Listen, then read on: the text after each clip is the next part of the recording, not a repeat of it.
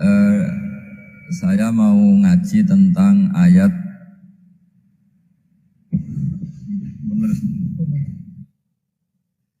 Qul bi fadlillahi wa bi rahmatihi fabidzalika falyafrahu.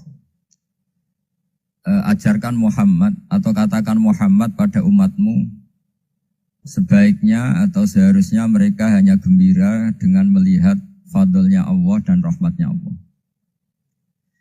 Ini harus kita pahami mulai dari konstruksi yang paling pokok, yaitu akidah. Dua ahwal. Ahwal itu satu perilaku sosial. Tiga mutammimat, sesuatu yang tidak pokok, tapi kita butuhkan dalam mengawal hidup ini. Saya beri contoh, orang itu sampai maksiat, itu karena cari kesenangan. Misalnya baru penat itu, ingin seneng, ada orang yang macam-macam lah, ingin melihat maksiat, apa itu pornografi, apa nyabu, apa macam-macam. Itu sebetulnya agama punya konsep yang luar biasa, yaitu seharusnya seseorang itu gembira dengan ketaatan. Lalu pertanyaannya, caranya gembira gimana? Gembira itu mudah. Jadi misalnya kamu sujud sama Allah Subhanahu wa taala. Terus cara berpikir begini, ini sekaligus ijazah. Cara berpikir begini. Ya Allah, ini kata Sayyidina Ali, kafani izzan an akuna laka abdan wa kafani fakhron an takuna li rabban. Ya Allah, betapa sialnya saya andaikan saya jadi budak dari makhluk yang sama. Misalnya sampean itu seorang kiai atau rektor atau doktor atau orang terpelajar, kemudian kamu jadi budak atau hamba dari makhluk yang setara. Betapa hinanya saya. Maka kata Sayyidina Ali, ya Allah, saya ini cukup bahagia, cukup bangga karena jadi budak, jadi hamba dari zat yang super atau yang maha super. Gini kok Allah Subhanahu wa ta'ala. Sehingga ada kebahagiaan yang luar biasa karena menjadi hambanya Allah Subhanahu wa ta'ala. Setelah bangga dengan jadi hambanya Allah, maka kita akan malu. Malu misalnya kok saya bahagia itu nunggu melihat pornografi, melihat maksiat. Itu terus menjadi malu. Kenapa saya bisa didikte oleh hal-hal seremeh itu? Ya, kita malu karena didikte oleh hal-hal yang seremeh itu. Karena kita didikte oleh nafsu. Jadi izzatun nafsi, satu harga diri seseorang itu harus dihidupkan untuk hanya tunduk kepada Allah Subhanahu wa ta'ala. Sehingga Nabi itu melatih satu logika tarkul ma'asi. Nabi itu dulu ketika ada seorang pemuda yang, ya karena mungkin pemuda ya, dia itu mau masuk Islam, tapi uniknya kata pemuda tadi, saya masuk Islam tapi asal dibolehkan bebas zina. Jadi ini agak sableng gitu. Jadi mau masuk Islam syaratnya dibolehkan apa? Zina atau free sex gitu. Karena orangnya agak hiper. Itu Nabi tidak langsung mengancam dengan neraka enggak. Ketika mau pamit gitu semua sahabat melarang. Mah itu jangan, kamu jangan suan Nabi, itu permintaan yang enggak masuk akal kan. Setelah lama ditahan terjadi kegaduhan di masjid, Nabi dengar itu ada apa itu?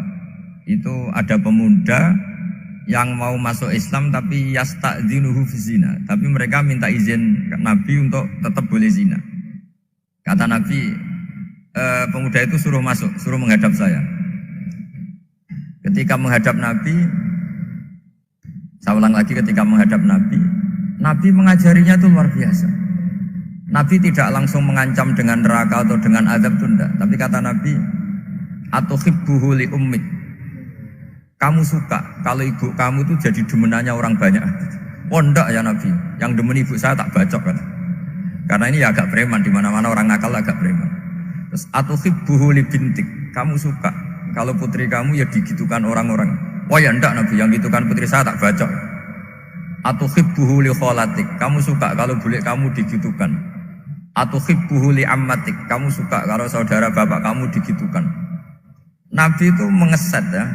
Cara sekarang itu otak mungkin. Nabi itu meluruskan otaknya anak muda itu betapa buruknya zina. Cara bahasa Arab ditakbih. Betapa buruknya zina. Kamu suka kalau korbannya ibu kamu, putri kamu, bude kamu, bule kamu. Sehingga orang itu matur ya hasbuka ya Rasulullah, ini sudah cukup. Saya tidak pernah melihat sesuatu seburuk zina. Jadi fa'alqallahu fi qalbihi bughdha zina. Kemudian Allah meletakkan di hatinya, menanamkan benci zina. Sehingga akhirnya pemuda tadi menjadi iffah, menjadi menghindari zina.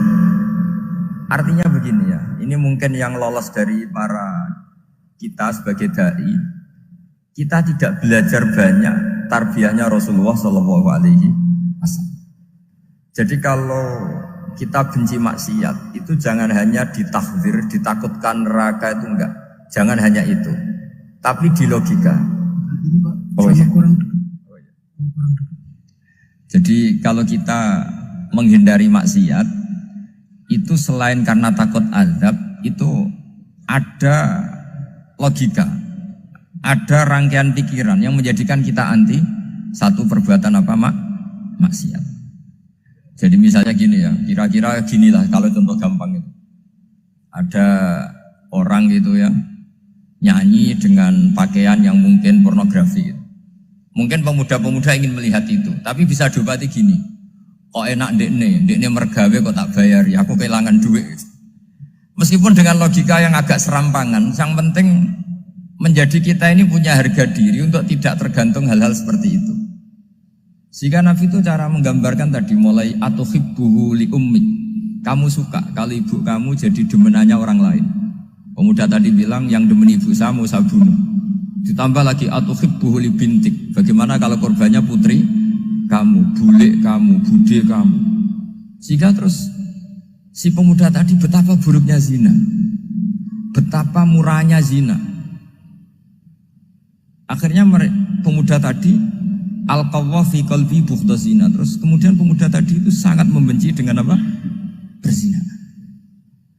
Nah, pikiran-pikiran seperti ini harus kita tanamkan. Harus kita tanamkan supaya orang itu benci melakukan maksiat karena satu memang takut suhtullah, takut dibendu Allah atau dibenci Allah. Dua, memang logika kita mengarahkan tidak maksiat. Nah, ini yang terkait Unisula yang nangani kedokteran, nangani medis. Sesuatu yang dilarang Allah itu pasti madhar. Maka untuk melarang seseorang bergantung sama narkoba misalnya, atau hal-hal yang bahaya pada fisik, itu satu tentu bagi ahlullah, tentu karena takut Allah. Tapi banyak masyarakat yang memang benar-benar bisa meninggalkan narkoba karena efek buruknya narkoba, efek buruknya ganja. Itu kita tanamkan sedemikian rupa bahwa itu mengakibatkan sakau, mengakibatkan tidak sadarkan diri, mengakibatkan kebangkrutan ekonomi, macam-macam. Sehingga mereka benar-benar benci sama yang namanya narkoba. Jadi di antara manhajul Quran itu kalau mentakbih, memburuk-burukkan maksiat itu mesti dikritik innahu kana fahisyah, innahu kana fahisyata wa maqta wa sa'a sabila, innahu kana fahisyata wa sa'a sabila, diulang beberapa kali.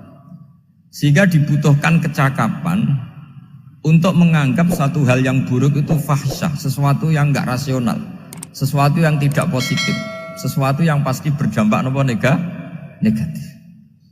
Sehingga kalau misalnya tadi dibacakan oleh qari kuntum khaira ummatin ukhrijat linnasi ta'muruna bil ma'ruf wa tanhauna 'anil munkar.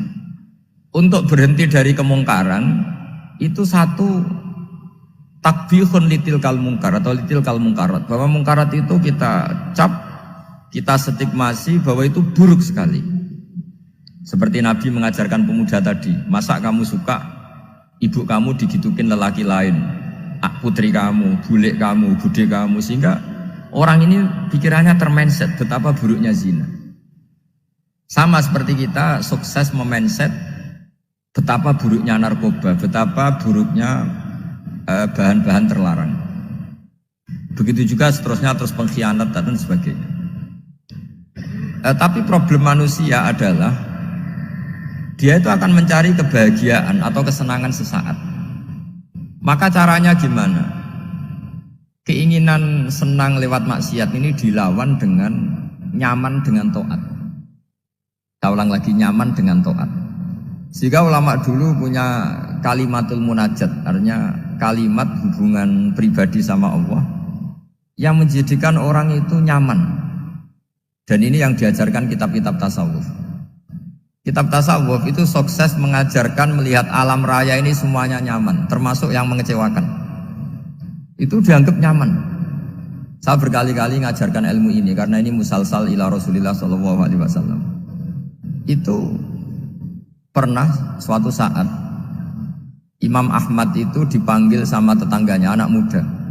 Tentu Imam Ahmad ini orang yang sangat soleh, sangat waroi, sangat tunduk sama perintahnya Allah dan Rasul. Pemuda tadi manggil, ya Ahmad, datang ke rumah saya. Imam Ahmad datang. Setelah sampai ke pemuda tadi, sudah pulang lagi, saya tidak butuh kamu. Pulang lagi. Setelah sampai rumah dipanggil lagi, ya Ahmad, datang lagi. Datang lagi. Oh, saya tidak jadi butuh, pulang lagi. Sampai 3 kali. Dan itu perangai ekspresi Imam Ahmad itu atau ulama lain yang sesoleh beliau itu nyaman, indah. Beliau tetap senyum-senyum, nyaman itu.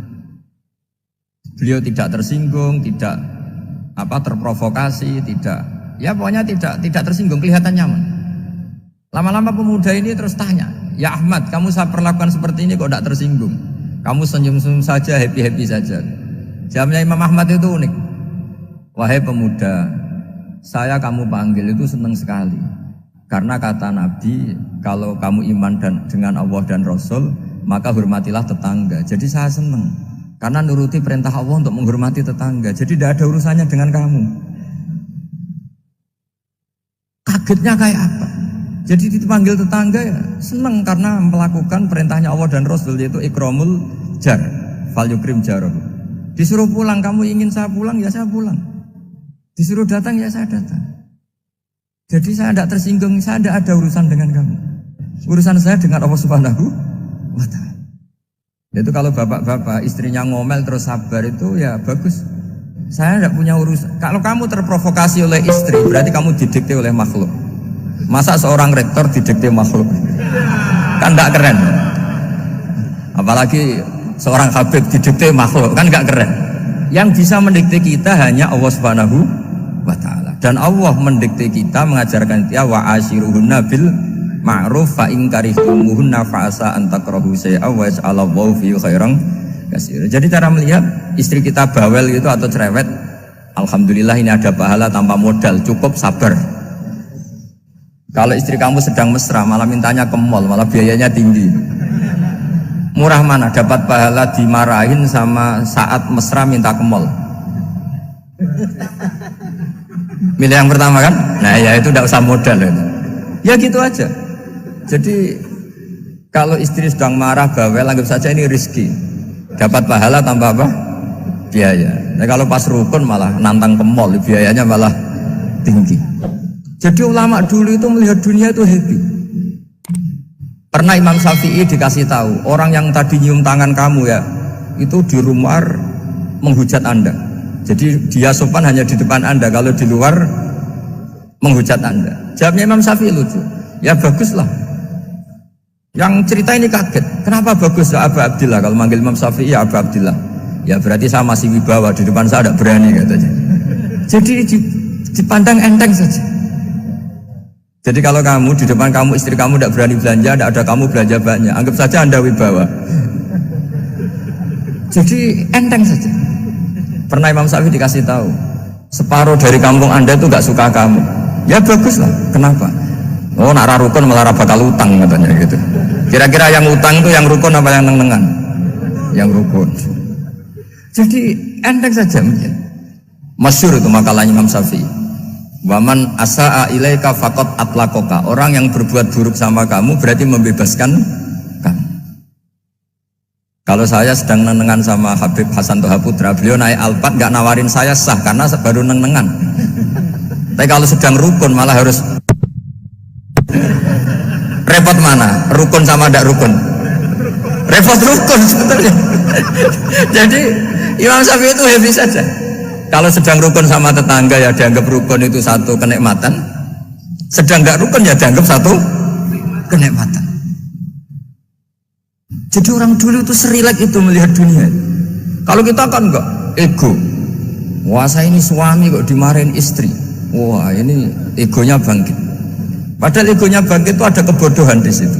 Yaitu seorang rektor didikte seorang istri, seorang makhluk. Apalagi kalau Anda daftar wali itu tidak akan jadi wali. Ini wali kok tunduk sama makhluk. Karena didikte apa? Makhluk. Maka Imam Ahmad ketika tetangganya bully gitu ya santai saja, beliau happy. Ketika pemuda tadi eskal janggal, kenapa kamu nggak tersinggung ya Ahmad? Memangnya saya harus tersinggung gimana?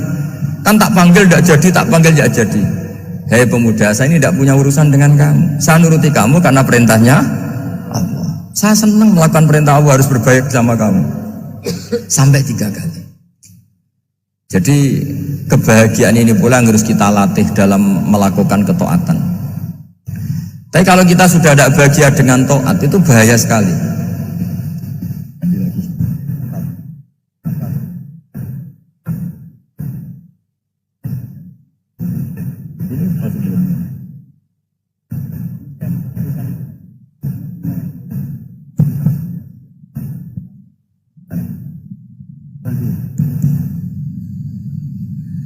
Harus gini memang prosedurnya.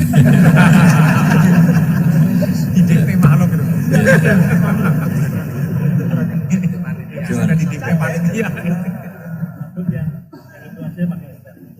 Oh yang mana?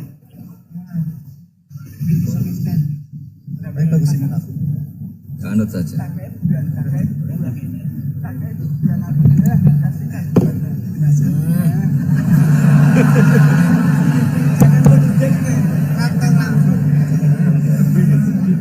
Ya. Sudah, ini sudah bisa. Oh, ya, sudah, ini sudah benar. Untungnya kiainya latihan jadi wali, jadi gak tersinggung. Kalau ndak ini sudah masalah ini. Paling ndak kan baru ngajarkan gitu, masa ada bisa meraktekkan gitu. Jadi pura-pura soleh.